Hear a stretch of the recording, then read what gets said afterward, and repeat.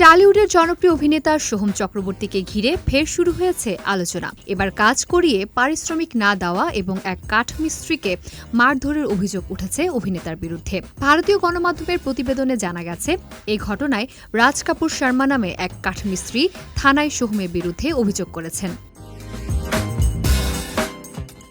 অভিযোগ অনুযায়ী ২০২৬ সালের ১২ মে মাসে সোহমের বাড়িতে আলমারি তৈরির কাজ পান রাজ কাপুর। কাজটির জন্য ৫৫,০০০ রুপি পারিশ্রমিক দেওয়ার কথা ছিল। শুরুতে তাকে ৩০,০০০ রুপি অগ্রিম দেওয়া হয়। পরে কাজ শেষ হওয়ার পর আরও ২টি আলমারি তৈরির দায়িত্ব দেওয়া হয় তাকে। এর মধ্যে পরবর্তী কাজের অর্ধেক শেষ হওয়ার পর বাকি পারিশ্রমিক চান রাজ।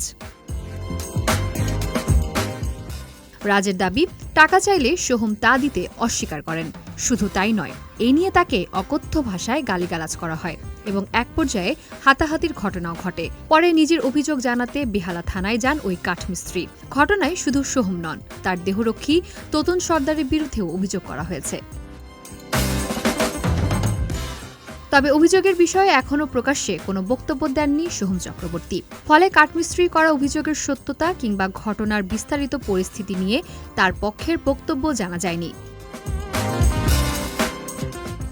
এদিকে এর আগেও সোহমের বিরুদ্ধে থানায় অভিযোগ করেছিলেন এক ব্যবসায়ী। তার দাবি ছিল, সোহম ৬৮ লাখ রুপি নিয়েও তা ফেরত দেননি। টাকা ফেরত চাইলে প্রাণনাশের হুমকি দেওয়ার অভিযোগও করেছিলেন ওই ব্যবসায়ী। ফলে নতুন এই অভিযোগে ফের আলোচনায় এসেছেন এই অভিনেতা।